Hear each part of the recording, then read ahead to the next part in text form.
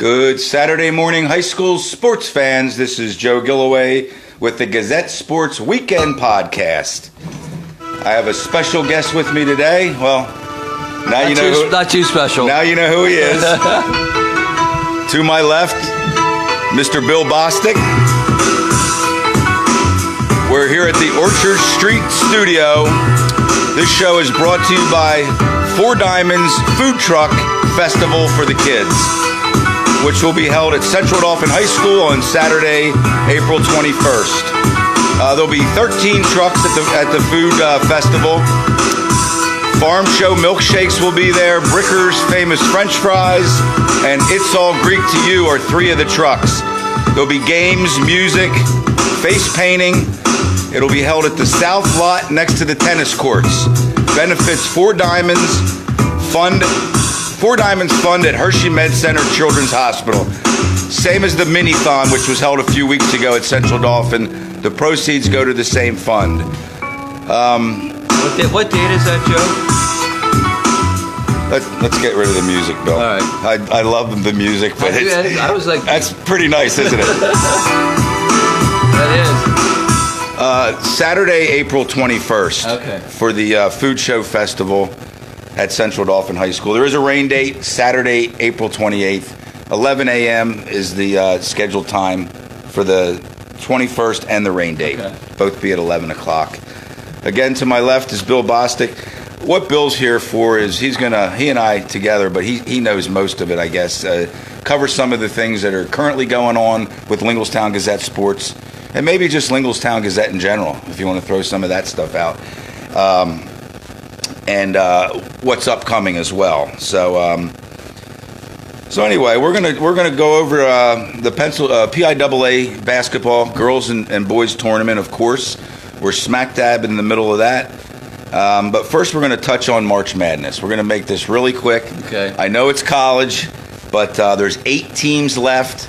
Some good games again last night. Can I predict one? I saw Syracuse and Duke start out, right? I saw the first half. Right. And my prediction is that Duke won. They did. All right. And you didn't know that? No. You were out acting, right? I was acting, Bill, and then I went to bed. Bill was doing a little theater last night, a little thespian work. Yes. Maybe you'll touch on that when we get sure. started here. Okay. So anyway, there's 8 teams left in the tournament, and I have actually, Bill, what is that? $1 million bill. I have $1 million bill. Don't hire an attorney if you get this right. But it's $1 million bill. It looks pretty authentic. Yeah. For anybody that can answer this question correctly, there is only one team left in the field that's never been to the Elite 8. Okay? We're down to the Elite 8 right now. The teams left are Kansas State, Loyola of Chicago, Florida State, University of Michigan. We got to take a call. Oh, we got to take a call. Got to take a call. Hold on. This is important. This is important. Good morning, sir. Good. I only have a second. I appreciate you calling me back. I'm live. Am I able to talk about what you and I talked about earlier in the week? Is that out? Yes.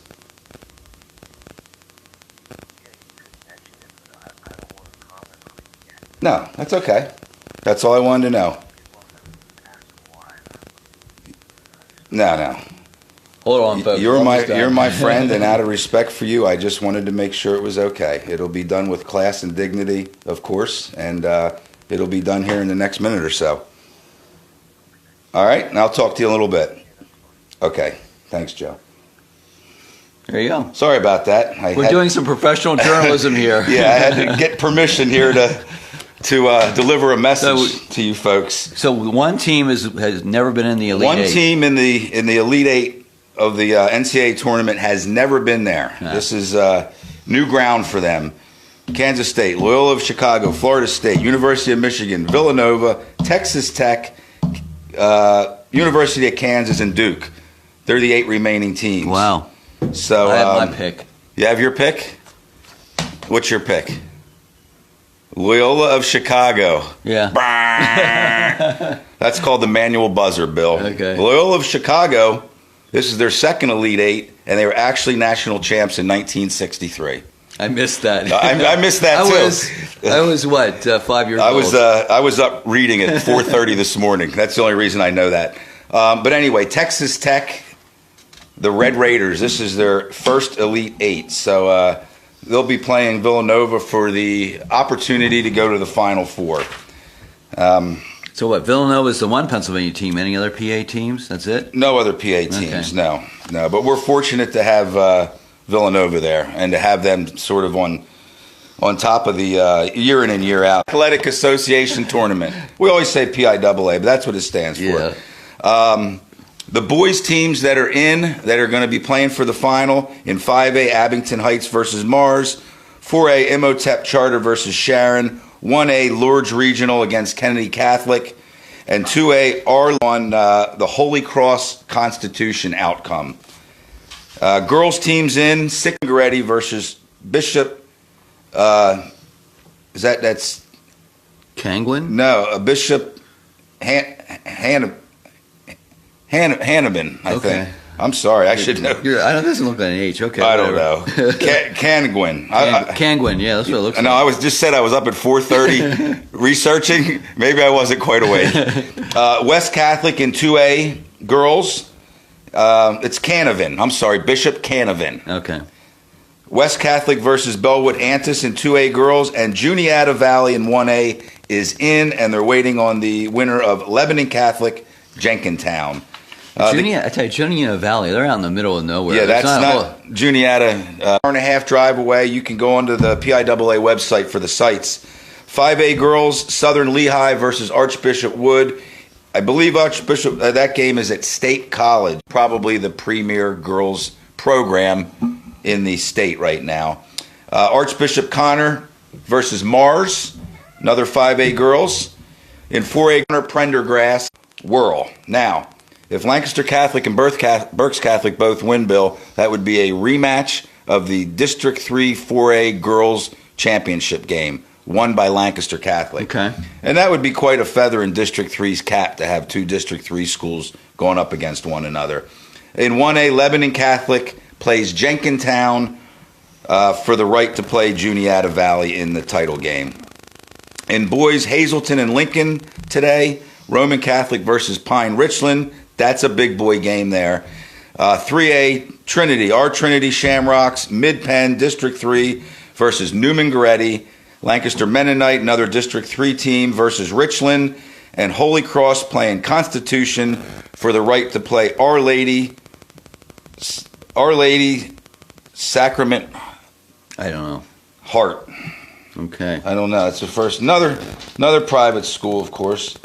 And they're not on tonight. Girls, Berks Catholic, Lancaster Catholic, Lebanon Catholic. Trinity boys are the only Mid-Penn team left. Okay. There was a time, Bill, before they let District 12 in, that you would have seen a lot more District 3 teams and a lot more Mid-Penn teams typically get to this point. It's District 12. So just to keep things moving along, I'm not going to go over the games have been day, 4 games each day, starting at noon each day, and they're pretty much going to assure low attendance now. I mean, the attendance has been dropping off over the years, even at prime time, even a Friday night 6 o'clock game or a Saturday night 8 o'clock game. You don't get the attendance you once did. Well, you have so many divisions now too. I mean, that's true too. Yeah. So listen, look what it does to you. All these games you have to report. I can't even pronounce the names of the teams, Bill. So anyway, I hope people try to get down there, and that is on TV though. I can tell you that.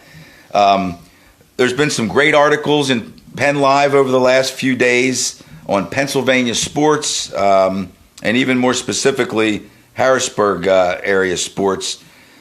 Pennsylvania's top high school sports dynasties. There's an article in there on that. Some of our local teams are in there, or were chosen for that list.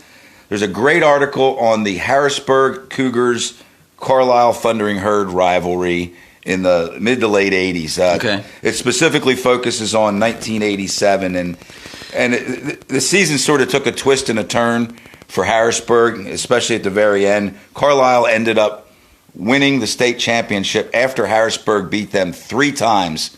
Well, is that when Lebo was playing by any chance? Lebo was gone by that time, yeah. All right. But, of course, Billy Owens still was. All right. Another article on the best Pennsylvania boys teams over the last 35 years in the state. The 88 Carlisle team, the 92 Steel High Rollers, the 98 Harrisburg Cougars, and the 2003 Trinity Shamrocks, all mentioned. And they're 4 of the 15 teams that made that list. Trinity, incidentally, in 2003 went 32-0, won every state championship. I'll tell you what, I'm a little bit disappointed that the 1976 Northern High School Polar Bears didn't make that. Well, it only goes back 35 years. I'm sure if it went back 42 years, the 76 Northern Polar Bears would have made the list. Anyway, here's the news that I was waiting to see if I could see. And he has officially turned in his resignation at Bishop McDevitt. He was the girls' coach for the last 5 years. Years ago, he was the girls' coach there, took 2 teams to state championships, won 5 district titles, and he's just had a very glorious career at Bishop McDevitt and in college, too. He finishes off 300 and 100 total record at McDevitt, and that's during his 2 tenures. He was 63 and 50. Overall, his coaching career, girls and boys, high school and college, 573 and 196. Wow. The guy's won close to 600 games. The path he took was McDevitt girls, then Bloomsburg women, Lycoming men, and then back to McDevitt. He did turn this McDevitt program around, and he also left it with a future team that moving forward can win. So he left the program in good standing, I will say that. Well, the one thing I noticed when we at the expo, I know his girls just really revered him. Yeah. I mean, he was just beloved. Yeah. By his players, based on what I saw that night. Yeah, absolutely, absolutely. And Joe's a friend of mine, and the reason I took that call, and I prepped Bill when he pulled up out front of my house here at the Orchard Street studio, that I wanted to reveal that or release that information, but not without Joe's Pittsburgh area, Central Pennsylvania high school basketball in general will miss Joe Bresci. Okay. He's been an institution, great coach, great guy, friend of mine. The Diamond Brag more than a game. Last week I did not have the girls roster. I'm not going to go over the whole roster, but her foundation, Diamond Bragg's foundation, is to assist student athletes with the college process. Right. Some kids, they can get into school, they have the grades, they don't even know how to go about it, you know? Some kids don't have the grades, but somebody could sort of mentor them as to what do I have to do to get myself in good standing? And it can be confusing. And a lot of kids, they don't have a mentor. They don't have maybe a guidance counselor to help them. Lancaster Catholic, she's going up. She's playing today for the right to go to the state championship too against Deja Terrell. And Olivia Motto from Manheim Township will be playing in that game as well. So anyway, let me lead into Bill here. Now you know how it feels to just have to sit there, right? Like we've done the Scott Singer and Fort Chapman. We just let them stand there for a while. Hopefully we're going to talk about, we have the part 2 of the rolling out. I just left a message last night for Jordan Hill. Some people might not know who he is, honestly. Jordan Hill won 2 state championships in high school football at Steel High, went on to a great career at Penn State, and he's currently an NFL player with the Detroit Lions. Right. I believe in his 5th year. And Super Bowl ring, right? He's got a Super Bowl ring with the Seattle Seahawks. Awesome guy before he has to go back to Detroit or wherever. Lady Rams Hoops Weekly Season in Review has been rescheduled. We're doing a live show Thursday at St. Thomas Roaster. Coach G, Randy Gambalungi. I like that. We're gonna allow. No, he's had a great season. The girls love him. He loves the girls. So some questions, some personal questions. We call that keeping it light. So hopefully they'll keep it light. And anyway, Bill, what do you have for us? Well, Bill Bostic, by the way. I think you brought me on specifically to talk about sports that we potentially can cover or are covering that are not basketball and football. And this spring, it looks like we're going to be having baseball, Central Dauphin Rams baseball, and Central Dauphin Rams boys lacrosse. And how that all came about is that both coaches interacted with me on Facebook, by the way. That's how we got the ideas rolling. And it looks like it's going to come together. I mean, we already had one report on the lacrosse team's final scrimmage, and included a video clip. So what you're saying is that you and I, or you or I separately, we're not going to be out there covering the games like we typically do for football and girls basketball. Well, you and I one problem. We don't know lacrosse. I haven't know anything about lacrosse. Oh, I could find out about it. Yeah, I'm sure you could, but I don't know. It's like wrestling for me. Right. And then the baseball, I've reported on baseball. I followed Sandlot baseball, but I don't have the time to do that. So, no, I'm not going to be out there. But then when the reports come in, we'll brush them up, clean them up, and put them out for public consumption. And I think Joe and I just talked yesterday to sort of take a step back and see where we're headed. And I think ultimately where we're headed is that we're going to have on our website teams that want to participate and provide information. There'll be a form that you'll fill out.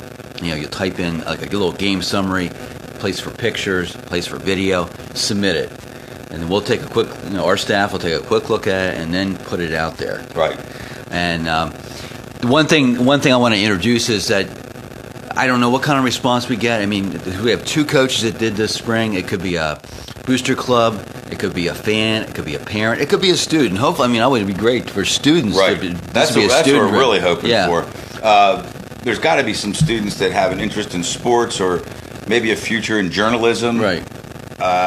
Or want to try it out. Or just want to try it out, right? I mean, we're not going to interview people and say you can't. We'll give everyone a shot, right? And if it doesn't work out, we'll work with them. But that's how it's going to happen. So, unfortunately, it's not call us and try us to cover more sports. We're not. We're solid on Central Dauphin Rams football, Central Dauphin Lady Rams basketball, and beyond that, it's going to have to be more staff brought in and working with the community. What we promised our followers a month or so ago, we did a little sort of live explain how this too long, but yeah. It was too long, yeah.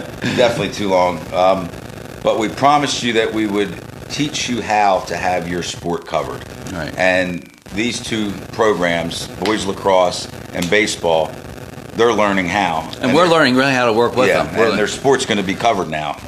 Definitely the baseball, but maybe the boys lacrosse or the other way around? Boys lacrosse, we already had a report. Okay, all right. Baseball, it's just their season hasn't started, but Coach Brian Zellers, who spearheaded this coverage idea, believes he has two students who are going to be doing the legwork. That would be great. So we'll just see how that works.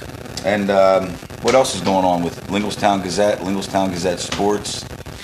Well, really, at this point in time, everything's sort of coming together to a head, and I think both of us need a little bit of a break. But I think the cool thing is we were able to sit down and talk yesterday and sort of a business plan for moving ahead.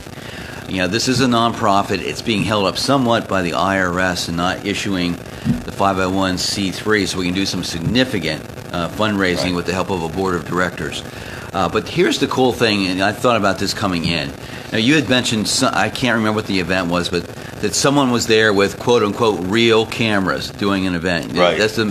And I sort of take exception to that, in that the reason we're doing what we're doing with Central Dauphin Sports, hopefully and down the road Central Dauphin eSports, is the fact that we can do it with a freaking camera. Right. We don't need big-time equipment. What I'm referring to is one of these cameras. Yeah, I know exactly. One of those Those cameras. are probably $10,000, $15,000 units. If that was what we needed to do coverage, you wouldn't be seeing us. Right.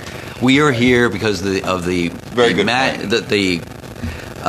amazing technology we have today. Right. That's why we're here, and thank God for it. We can sort of, when we go to a remote location, we can sling everything we need over our shoulder, and that's cool. I'll just paint one other picture. Here we covered. What's our friend over in Steelton when he had his signing day? Tim Cater. We went to Tim Cater's signing with the West Point. At the Steel High School auditorium, yeah. We were the first ones there. I had our camera set up front and center, everything ready to go, and then all the other TV stations came in. So you had all these ginormous cameras, one after, and then our little camera. But we had the best view. And we had the best coverage because we got people, they had to rush off to their next thing. We're standing there talking to Tim's family. Yeah, and we got the first interview. As soon as the ceremony was complete, Tim and his father and some other family, his brother, came right over to us, and we did get this. So that's the point. Okay, good point. Thank you. No, don't worry about the cameras. I'm not going to worry about the cameras anymore. Anything else, or do you? No, that's it. You want to tell us real briefly? Okay. What were you doing last night? You were in a show? Yes. For the second time, I was in a murder mystery held at Springgate in the Village, which is pretty much just across the street in an old church building from St. Thomas Roasters. So we had a murder last night, Joe. A woman was carted out of there. And I thought I heard the LP cops on the road with their sirens. Yeah, and then tonight we're going to have another murder tonight. Good. And here's the best part is... You can never have too many murders. I portray a computer nerd, a love-starved computer nerd, and I pretty much have the pick of the room of all the single women. And nice. Kristen last night was beautiful. So her eyes were penetrating. I never experienced anything quite like Kristen. A love-starved computer nerd, so you're not out of character at all then, right? No. It's got to be an easy role for you to play. Why does everybody say that? You're not the first one. I don't know, Bill. All right. Anyway, we're gonna wrap things up here. We're gonna throw a little bit more music on. Want to thank Bill Bostic for stopping into the Orchard Street studio. Once again, I want to mention that we have the Food Truck Festival. That's who's sponsoring this show today. On April 21st.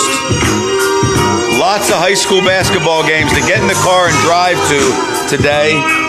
The NCAA March Madness tournament turns from 8 teams to a Final Four after tomorrow. So we have 4 games to watch, today and tomorrow. And one more thing, very important, like the Linglestown Gazette Facebook page, because a lot of the stuff that we do, that we post, people think automatically it's just going to go on my Facebook page. It doesn't always do that. Sometimes it just goes on Linglestown Gazette and sits there, and then my Facebook friends don't have access to it unless they like the Linglestown Gazette Facebook page. There's actually another setting you can do so that you get our stuff. I mean, there's another setting. I'll have to explore that. Okay. All right, so that's about it. Show number 3 in the books. We're going to take you out with a little zap. Zap. Be all right, Bill. That's the name of this song. We thank you for checking in with us, and the plans are to do it again next Saturday. Joe Gilloway, Linglestown Gazette Sports.